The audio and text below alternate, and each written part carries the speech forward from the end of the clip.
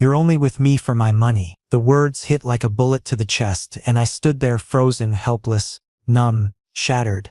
Barrett's face was crimson with rage, his eyes holding none of the warmth they once had. Only hatred burned there now. I looked at him, my hands trembling uncontrollably. "Barrett, what are you saying?" My voice came out broken, barely above a whisper. Our penthouse, once our sanctuary, now felt like a prison closing in on me. The floor-to-ceiling windows, the marble floors, everything suddenly seemed so empty, so hollow. Our 2-year relationship was crumbling right before my eyes, reduced to nothing in mere moments. It all started when Barrett's ex, Tyson, came back into the picture. Yes, Tyson, the one who had left Barrett 4 years ago chasing his modeling dreams in New York. And now, out of nowhere, he'd returned with that magazine-perfect smile and the arrogance that only comes with wealth and privilege. I was just a barista at a small downtown cafe when I first met Barrett. He was the CEO of his family's tech empire. We were worlds apart, different universes entirely. Yet he'd chosen to see me. He'd chosen to want me, or at least, that's what I'd believed with my whole heart. "I gave you everything, Matthias," Barrett shouted, spitting my name like an accusation, like it was something dirty. "This penthouse, this lifestyle, your art supplies, everything. And you just keep taking." His hands gestured wildly through the air, as if he wanted to physically erase me from his sight.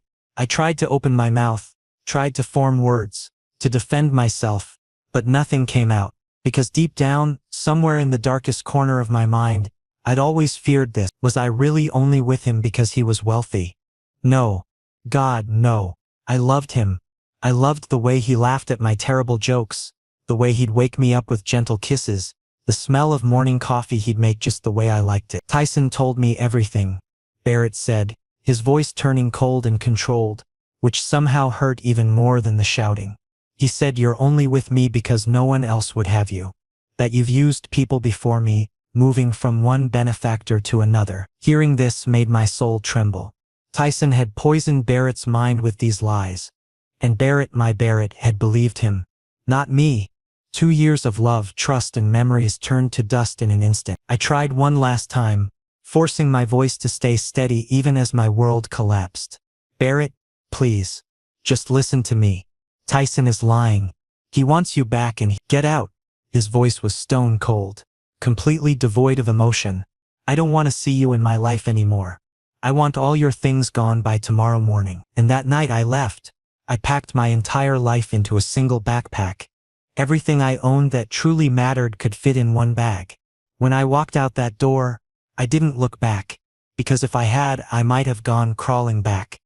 And that would have been my biggest mistake. Outside, the winter air cut through my jacket, and I stood on the curb waiting for a taxi, shaking. Whether from the cold or the pain, I honestly couldn't tell anymore. The city lights blurred through my tears as the taxi finally pulled up. The driver, an older man with kind eyes, asked where I was headed. I gave him my best friend Levi's address, my voice barely functional, as we drove through the familiar streets I'd walked with Barrett, holding hands and planning our future. I felt something inside me break completely. It wasn't just heartbreak, it was the death of trust, the murder of everything I thought I knew about love. I remembered our first anniversary. Barrett had taken me to that rooftop restaurant, the one where you could see the entire city spread out like a blanket of stars below. He'd held my hand across the table and told me I was the best thing that had ever happened to him. I'd believed him then. How could I not? His eyes had been so sincere, so full of emotion. Now those same eyes had looked at me with disgust, with contempt, as if I were nothing more than a parasite. The taxi stopped at a red light, and I watched a young couple crossing the street, laughing together, completely wrapped up in their own world. I used to be that happy. Just days ago, Barrett had kissed me goodbye before work, promised we'd cook dinner together that evening. Everything had been normal, perfect even. Then Tyson showed up at Barrett's office. I'd heard about it from Barrett's assistant who'd called to warn me, but I dismissed it, trusted that our love was stronger than any ex. What a fool I'd been. My phone buzzed in my pocket. For a moment, hope flared stupidly in my chest. Maybe it was Barrett, calling to apologize, to say he'd made a terrible mistake. But it was just Levi, checking if I was okay after I'd sent him that cryptic text. Need a place to crash. Everything fell apart. When the taxi finally pulled up to Levi's apartment building, I paid the driver with the last cash I had in my wallet, money I'd saved from my barista tips before Barrett had insisted I quit to focus on my art. The paintings that now hung in Barrett's penthouse, the ones he'd commissioned me to create for his office. Would he throw those away too? Probably. I was disposable after all. I stood outside Levi's building, backpack slung over my shoulder, feeling smaller than I'd ever felt in my life. The building was nothing like Barrett's luxury high-rise. This was real life, chipped paint, a broken intercom, the smell of someone's cooking wafting from an open window. But it was honest. It was real. Unlike the fantasy I'd been living, I buzzed Levi's apartment and he answered immediately. "Fourth floor, buddy. I'm already putting sheets on the couch." As I climbed those stairs, the elevator was broken, of course. Each step felt heavier than the last. By the time I reached Levi's door, I was exhausted, not from the physical exertion but from carrying the weight of my shattered heart. Levi opened the door before I could knock, took one look at my face, and pulled me into a tight hug. That's when I finally let myself cry. Really cry, sobbing into my best friend's shoulder like a child. He called me a gold digger. I managed to choke out between sobs. He actually believed I was using him. Levi held me tighter. "Then he never deserved you, Matthias. Not for a single second." But as I stood there, breaking apart in that narrow doorway, I couldn't help but wonder, what if Barrett was right? What if I had been using him without even realizing it? The thought made me sick, made everything hurt even more. Morning sunlight stabbed through my eyelids, forcing me awake. Levi's couch had become my bed for the past 3 nights, and despite the pile of blankets, I still felt cold. The kind of cold that settles in your bones and won't leave no matter how many layers you add. Levi stood in the kitchen making his usual morning coffee, the familiar sound of the espresso machine oddly comforting in my current chaos. "How's my broken heart survivor doing?" He tried to joke, but his eyes betrayed his concern. I just shook my head. Speaking required energy. I didn't have. My throat felt raw from crying, and my eyes were so swollen I probably looked like I'd gone 10 rounds in a boxing ring. Levi practically forced me to sit at the breakfast table, placing toast and scrambled eggs in front of me. "Look, Matthias, I know this is hell, but you need to eat. You've barely touched 2 in 3 days." I stared at the toast but couldn't imagine swallowing anything. "Levi, I can't understand how this happened. Just 4 days ago everything was perfect. Barrett took me to that Italian place I love, and now he threw you away because he trusted that snake Tyson over you," Levi said angrily, slamming his coffee mug down harder than necessary. "Listen, I get that this hurts, but you need to move forward. If Barrett dumped you over one conversation with his manipulative ex, he never truly knew you. 2 years together and he couldn't see who you really are." His words made sense logically, but my heart wasn't listening to logic. The truth was, I still wanted Barrett. I still craved his voice. His smile, the way he'd hold me against his chest at night until I fell asleep. The pain wasn't just emotional. It was physical, like someone had reached into my chest and ripped my heart out while it was still beating. 2 weeks crawled by. Levi pushed me to find a new job. I couldn't go back to the cafe where Barrett and I had met, where every table held a memory. I started sending out applications online and finally landed a position at a small bookstore. The owner was an elderly man named Mr. Finley, whose eyes held the kind of gentle wisdom you only find in truly good people. His bookstore was old, a bit dusty, but there was something peaceful about it. "Son, are you all right?" he asked on my first day, seeing right through my forced smile. I nodded quickly, trying to hide my red-rimmed eyes. "I'm fine, Mr. Finley. Thank you so much for this opportunity." But he saw through me. Pain doesn't hide well no matter how much you smile or how carefully you apply concealer under your eyes. He patted my shoulder gently and said, "The work here is simple. Organize books, help customers, and if you ever need to talk, I'm here." Those first few days were torture. Every customer who walked in made my heart jump. I kept expecting to see Barrett. Every man in a gray suit, every whiff of expensive cologne reminded me of him, But slowly, the books started to distract me. While organizing the poetry section, I began reading verses about heartbreak, about love, about finding yourself again after being lost. One evening, as I was shelving books and trying desperately to focus on work rather than my thoughts, a man entered the store, tall, with a sharp jawline and gray eyes that reminded me of a wolf, intense and penetrating.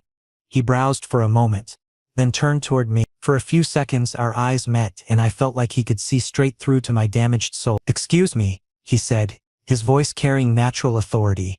"Do you have a classic poetry section?" I steadied myself and pointed toward the back of the store. "Yes, right this way. Are you looking for a specific poet?" "Rilke, if you have him," he said, following close behind me. I pulled out an old hardcover edition and handed it to him. When he took the book, our fingers brushed for just a second and I quickly pulled my hand back as if I'd been burned. "You like poetry?" he asked casually, flipping through the pages. I managed a small smile. "Yes, very much. I used to try writing it myself, but I stopped." That's true.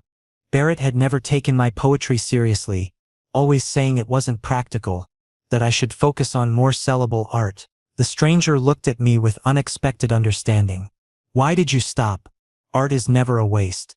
His words hit somewhere deep inside. I didn't answer, just looked down at my shoes. When he came to the counter to pay, he handed me his credit card.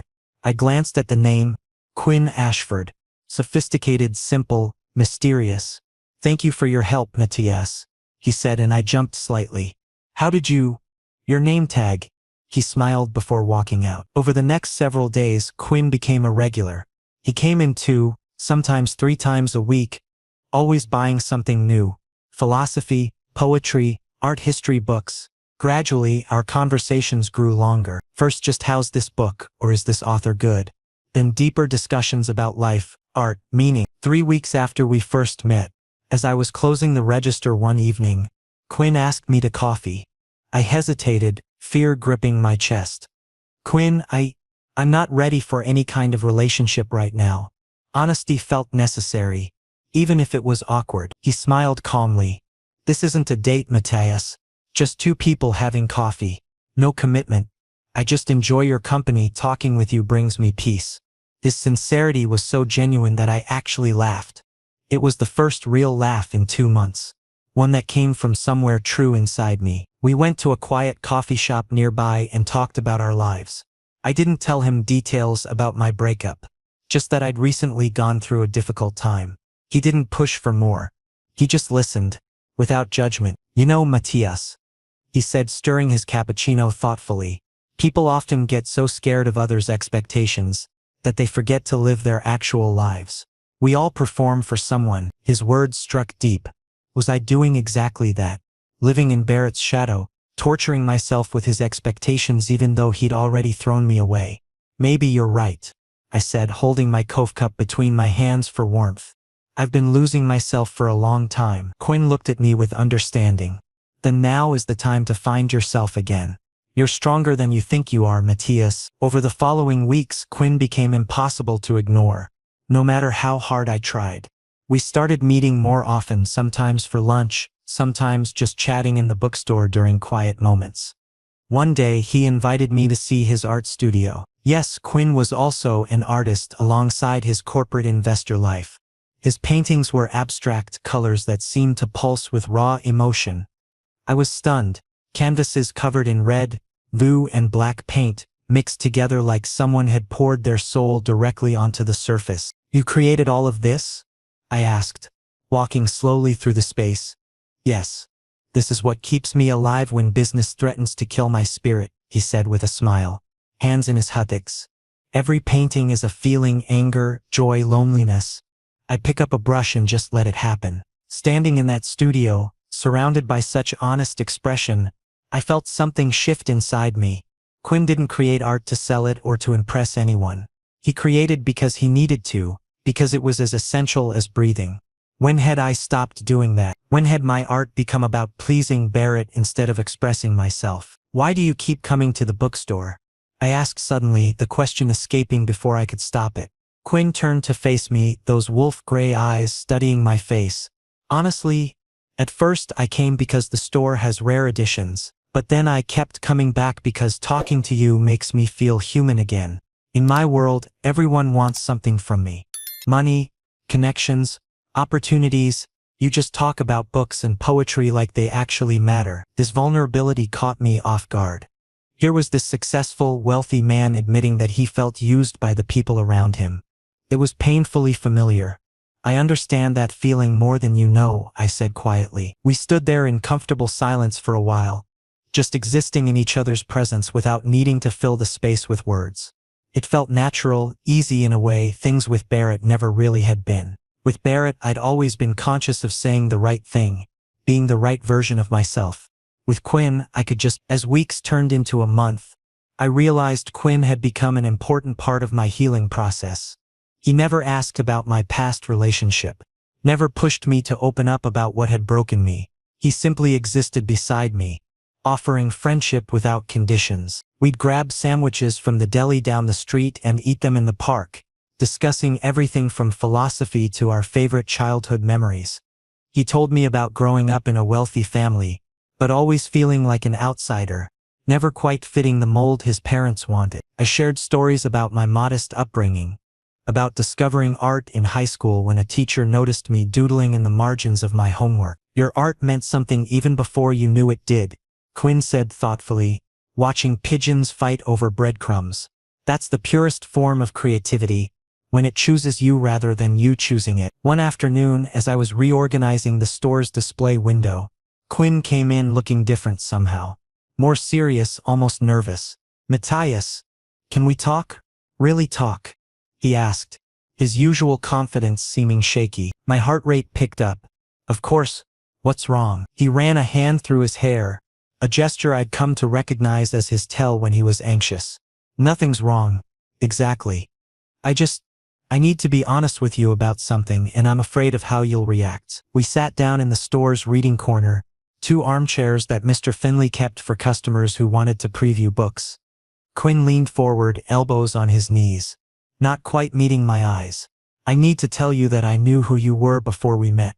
I knew you were Barrett's former partner. The world seemed to tilt slightly. What do you mean you knew? Barrett and I have business history, not friendly history. Quinn's jaw tightened. 3 years ago, we competed for a major contract. He won by sabotaging my presentation, leaked false information to the client about my company's finances. I lost millions and my reputation took a serious hit. It took me 2 years to rebuild. I felt ice spreading through my veins. So when you started coming to the bookstore, I'd heard through mutual connections that Barrett had ended things with someone, his live-in partner. When I first saw you here, I recognized you from photos at business events you'd attended with him. Quinn Kinley looked up, his eyes pleading for understanding. My initial thought was petty. Maybe getting to know you would be a way to, I don't know, get back at him somehow. The betrayal felt familiar, like reopening a wound that had barely begun to heal. So I was what? Revenge? A way to hurt Barrett? No. God, no, Matthias, please let me finish. Quinn reached for my hand, but I pulled back. Yes, that might have been the initial thought that brought me into this bookstore the first time. But the moment we talked about Rilke, when you smiled at me even though your eyes were so sad, everything changed. I came back the next day not because of Barrett, but because I wanted to see you again. Every visit after that had nothing to do with him and everything to do with you. I stood up, needing distance, needing space to process this. How am I supposed to believe that? Barrett thought I was using him. Now you're telling me you initially approached me as part of some revenge scheme. Why does everyone think I'm just a tool to be used? Quinn stood too, his voice desperate. Because people are idiots who can't see your worth, Matthias. Yes, I was bitter about Barrett, but that vanished so fast. These past weeks with you have been the most genuine connection I've had in years. When you talk about art, your whole face lights up. When you laugh, which you're finally starting to do again, it's the most beautiful sound. I don't care about Barrett anymore.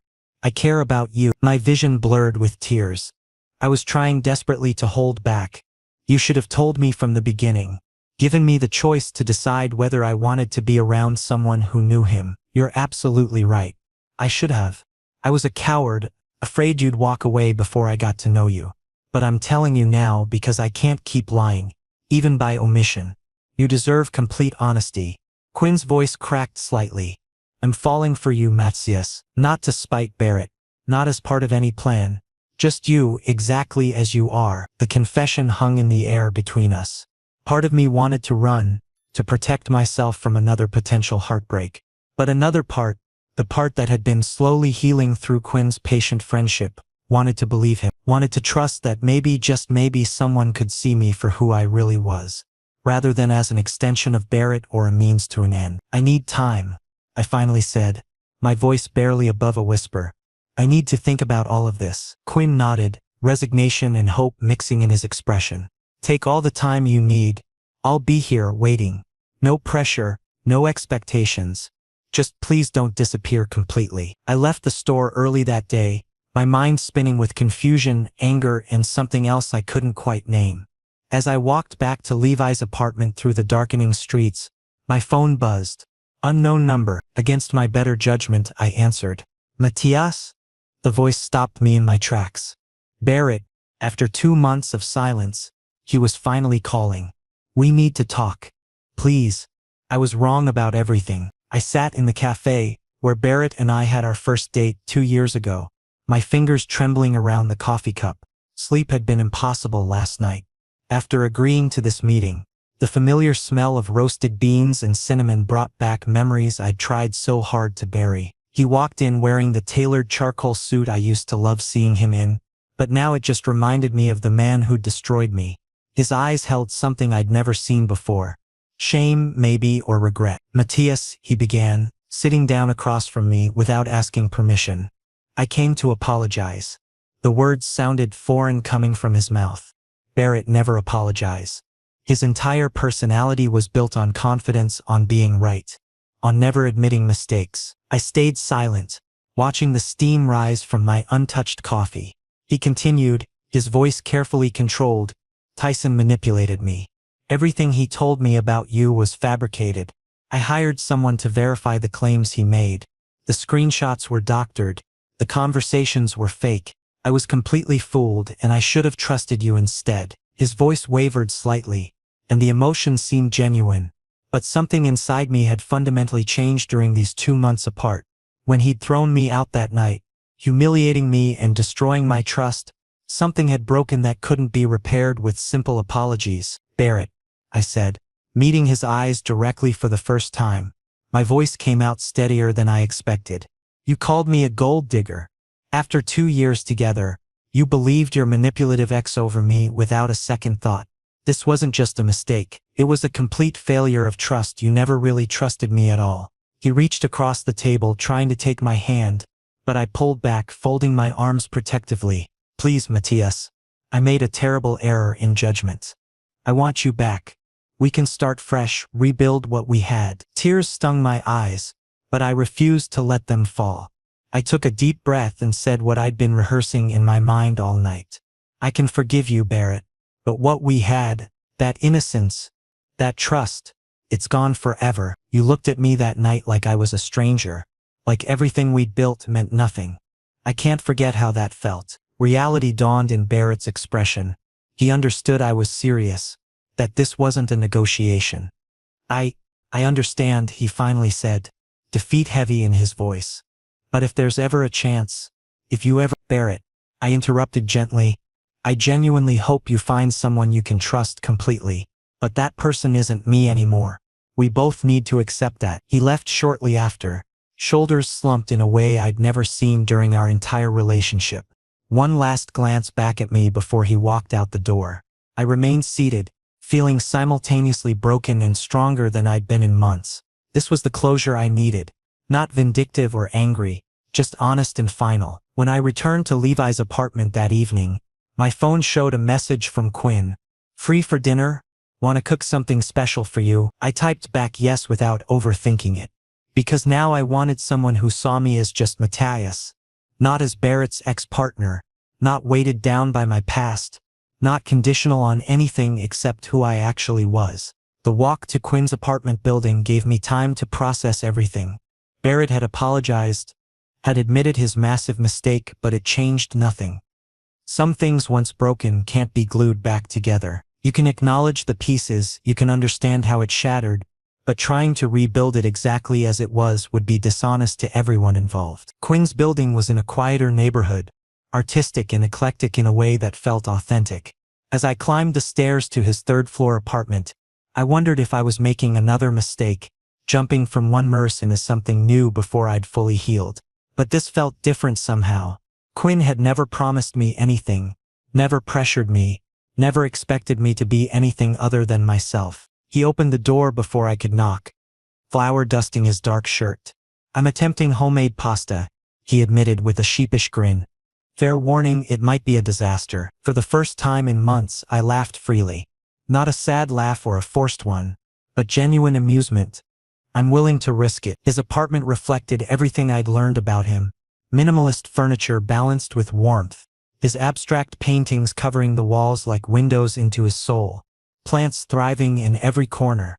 Jazz played softly from speakers I couldn't see, and the kitchen smelled incredible despite his self-deprecating warning. We worked together preparing dinner, falling into an easy rhythm that felt natural. He'd ask me to hand him ingredients. I'd stir the sauce while he focused on the pasta dough.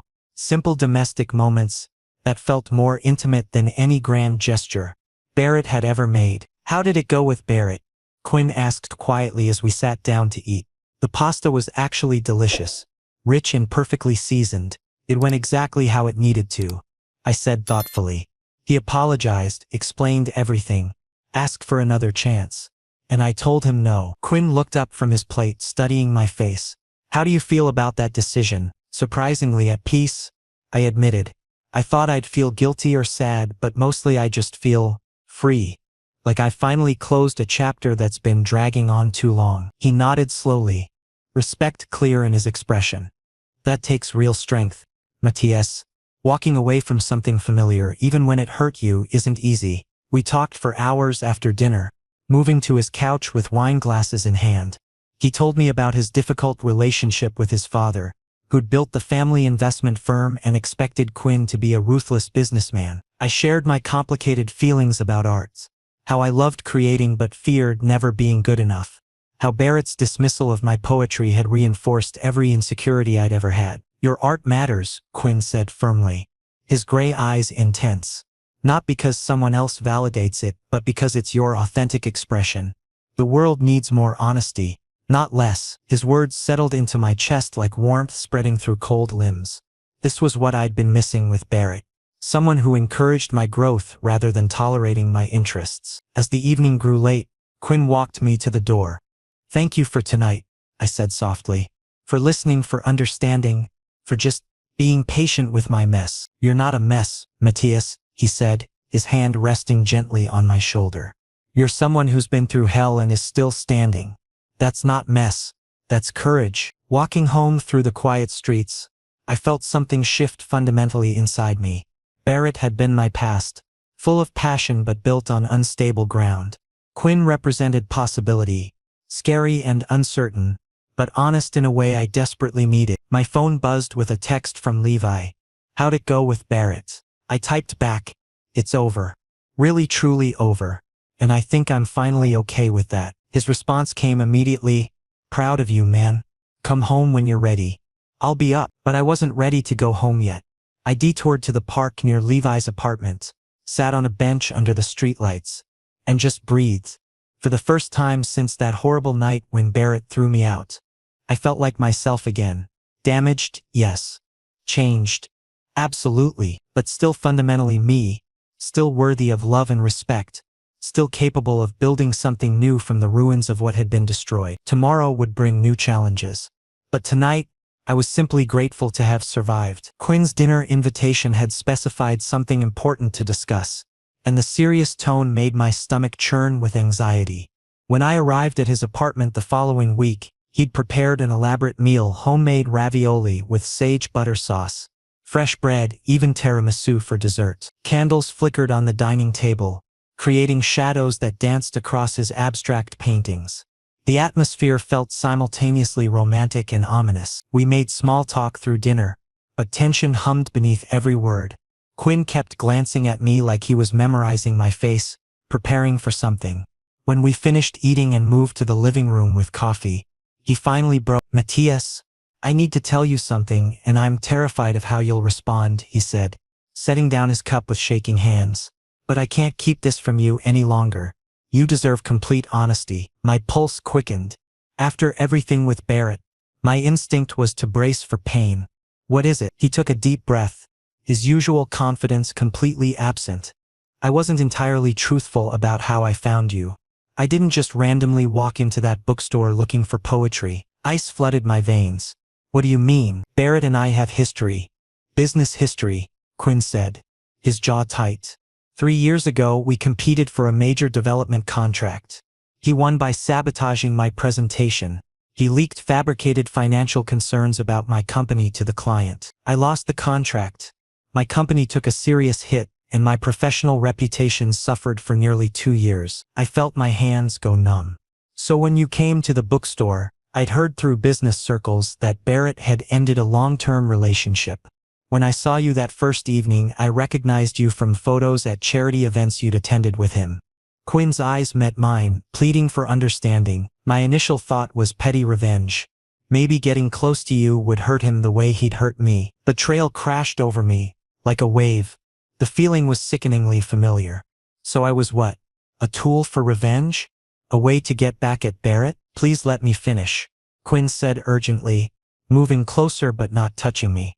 Yes, that toxic thought brought me through your bookstore door initially, but Matthias, everything changed the moment we actually talked. When you recommended that Rilke collection and your eyes lit up discussing poetry despite obviously being heartbroken, I saw you, not Barrett's ex-boyfriend.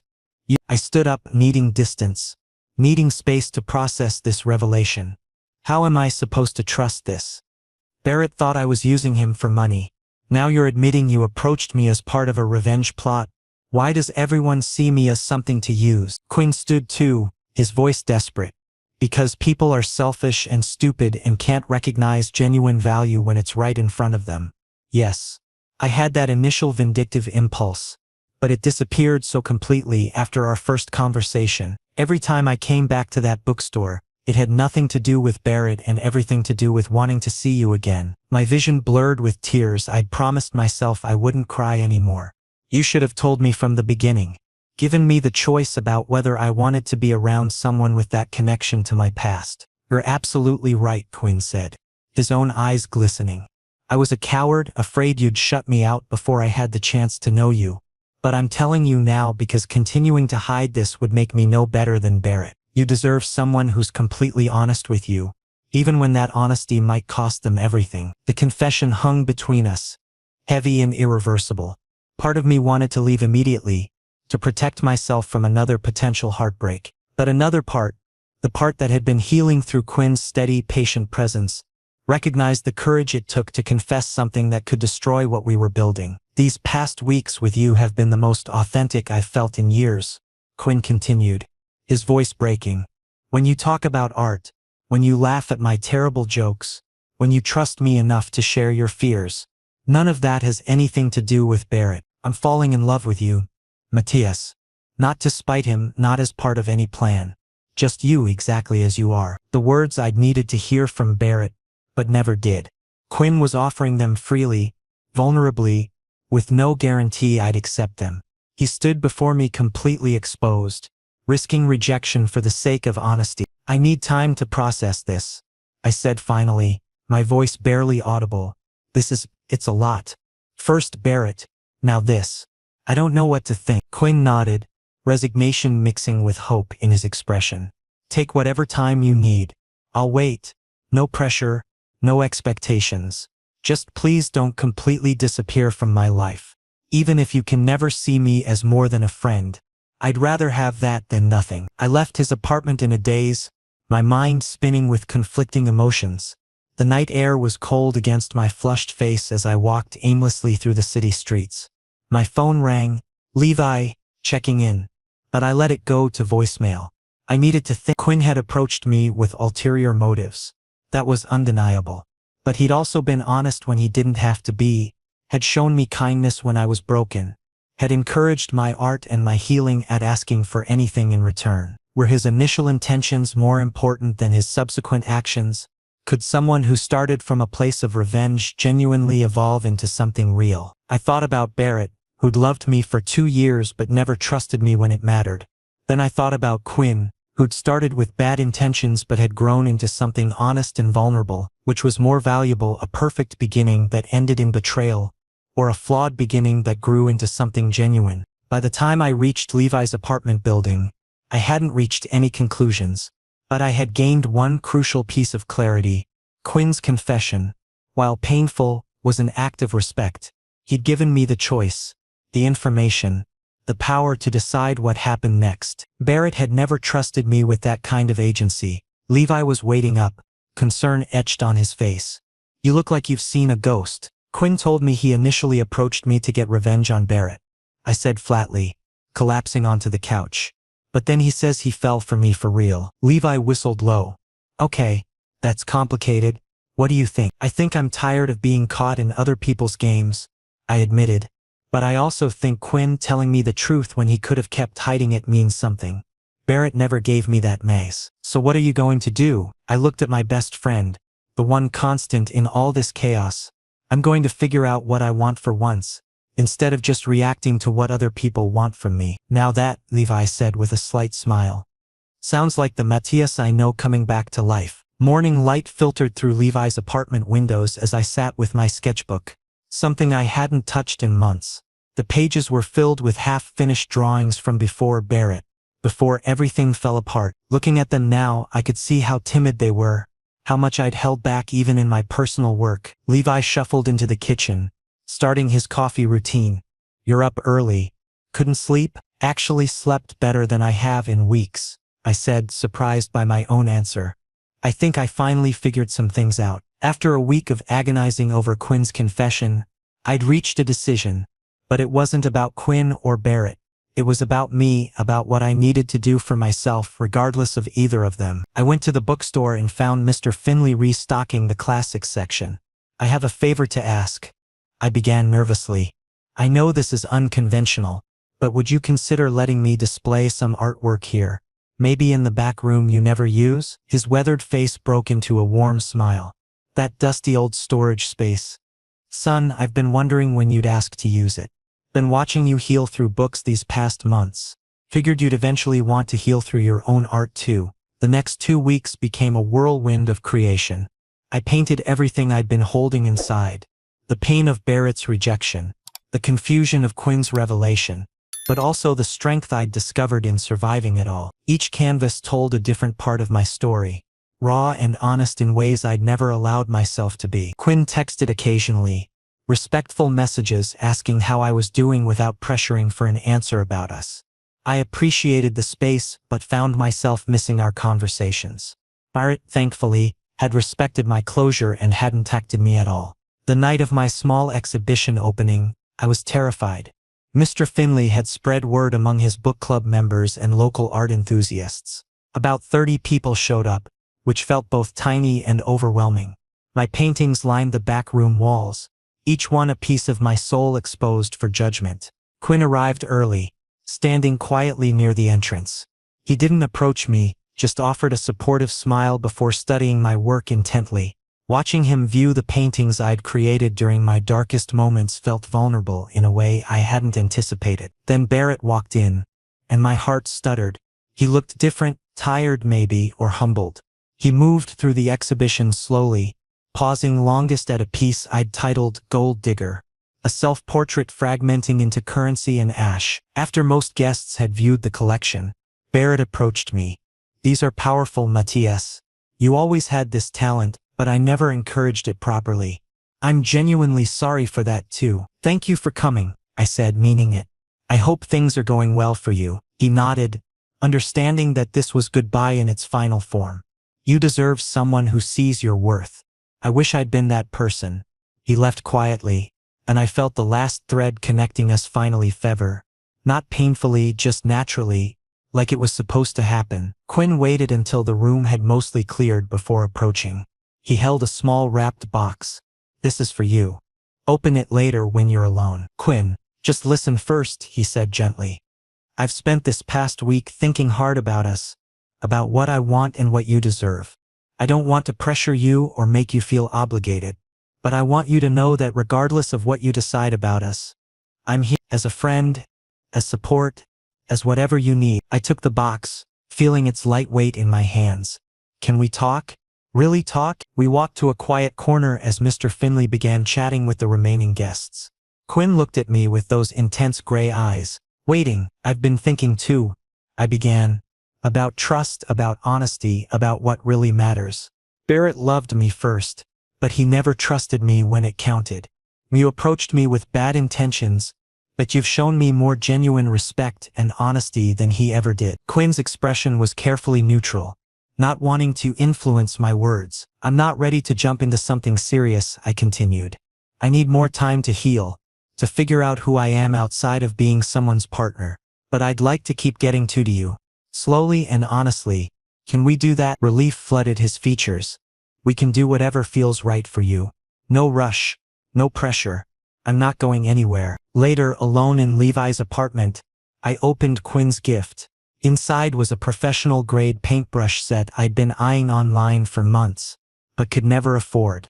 A note tucked beneath read, "For the artist who taught me that honesty matters more than perfection. Thank you for giving me a chance to be better." Tears finally came, but they weren't sad.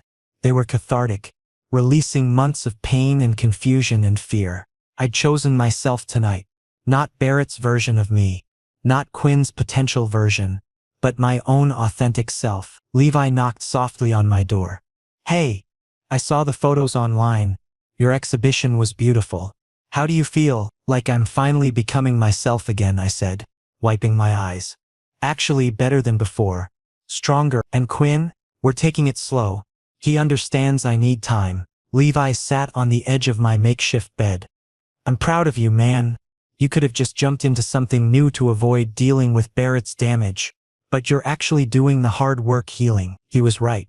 The easy path would have been falling into Quinn's arms immediately, using a new relationship to bandage old wounds.